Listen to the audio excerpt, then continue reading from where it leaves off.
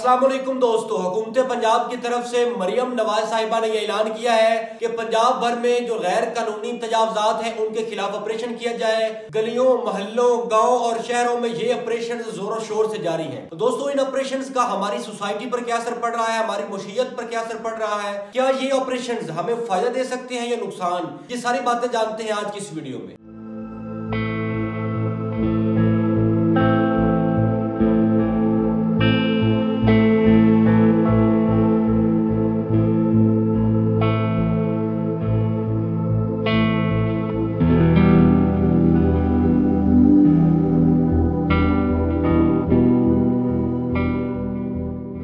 दोस्तों, जैसे ही सीएम पंजाब ने यह अहकाम जारी किए कि गैर कानूनी तजावजात के खिलाफ ऑपरेशन किए जाएं, तो पंजाब भर के बहुत सारे शहरों और गांवों में भी ये ऑपरेशन शुरू हो गए। दोस्तों, शहरों और गांव की मुतलका इंतजामिया ने ये ऑपरेशन स्टार्ट किए, जिसमें उन्होंने गैर कानूनी तजावजात को हटाने का काम स्टार्ट किया। दोस्तों, शहरों में अक्सर आप लोग जाते होंगे जहां पर शेड वगैरह लगे होते हैं, हर दुकान के ऊपर साया किया होता है। वो साया बेसिकली हुकूमत पंजाब की जमीन के ऊपर किया होता है, यानी कि उनकी जो मलकियत होती है वो दुकान की हद तक होती है।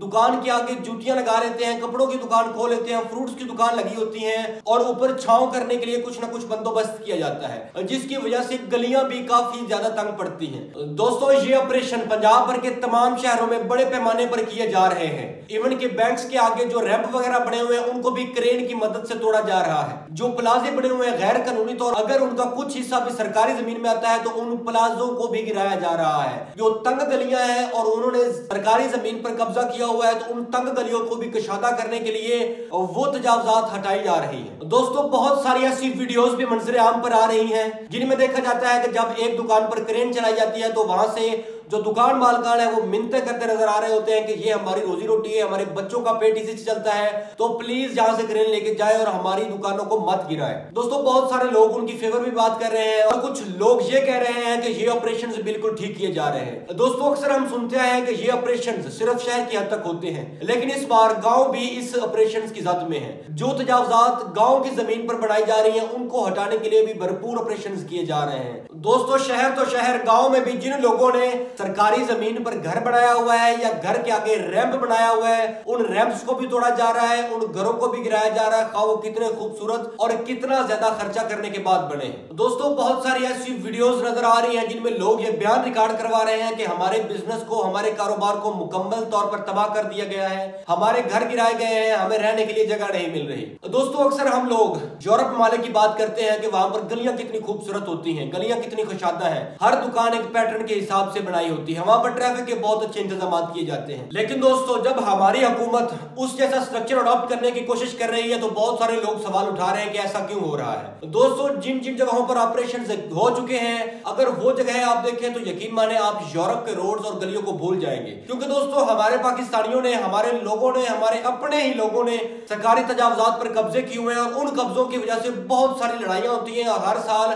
ये लड़ाइयां पता नहीं कितनी जाने निकल लेती हैं। दोस्तों, शहर तो शहर, गांव लेवल पर भी सरकारी जमीन पर कब्जे किए जाते हैं और कब्जों के बाद लड़ाइयां पड़ जाती हैं और बहुत सारे लोग इन जगहों की ताड़ में रहते हैं कि कौन सा ऐसा टेंडर है, कौन सी ऐसी सरकारी जमीन है जहां पर हम कब्जा करें। गांव लेवल पर मुख्तलिफ तालाब होते हैं, लोग तालाब बंद करके वहां पर अपने घर बसाने लग पड़े हैं। वो सरकारी जमीन है, सरकारी कामों में इस्तेमाल होनी चाहिए। अगर आप सरकारी जमीन पर कब्जा करके घर बनाते हैं, कोई दुकान बनाते हैं और जब उन घरों और दुकानों को गिराया जाता है तो हमारा ये सबसे बड़ा सवाल होता है कि हमारे घर को गिरा दिया है, हमारा कारोबार तबाह कर दिया है। लेकिन दोस्तों, हमारे लोग इस बात से बाखूबी आगाह है कि यह जगह सरकारी थी और सरकारी ही रहेगी। जितना मर्जी हम कब्जा कर लें, आखिरकार ये जमीन सरकार के कब्जे में जानी है। दोस्तों, मेरे ख्याल में ये ऑपरेशन बिल्कुल ठीक किए जा रहे हैं, क्योंकि दोस्तों अक्सर हम लोग शहरों में जाते हैं और हमारा ये गिला भी होता है कि वहां पर रोड कितनी तंग है, गलियों में गुजरने की जगह नहीं है।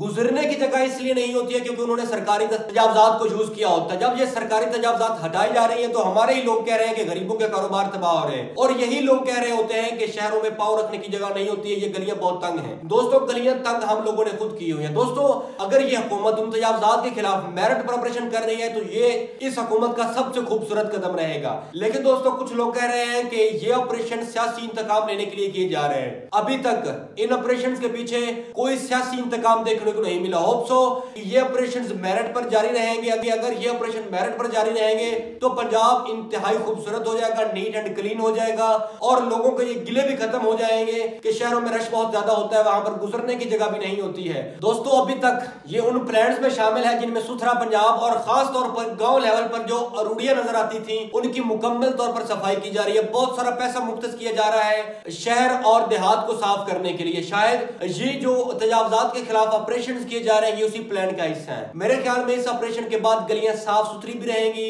कशादा भी हो जाएंगी और हमें चलने फिरने के लिए बहुत ज्यादा जगह मिल सकेगी। दोस्तों सफाई सुथराई के बाद, तजावजात के ऑपरेशन के बाद रोड्स का भी बहुत अच्छा काम देखने को मिल रहा है। होप सो ये काम ऐसे ही जारी रहेंगे और पंजाब तरक्की करेगा। तो दोस्तों जो लोग इन ऑपरेशन के खिलाफ वीडियो बना रहे हैं उनको चाहिए कि ये इस बात को कन्फेस करें कि ये जगह है जो सरकारी तजावजात पर बनाई गई है सिर्फ उनको ही इस्तेमाल किया जा रहा है, और जो लोग सरकारी जगहों पर कब्जा करके अपनी दुकानें बनाते हैं या अपने घर बनाते हैं ये उनके लिए बहुत अच्छा सबक रहेगा।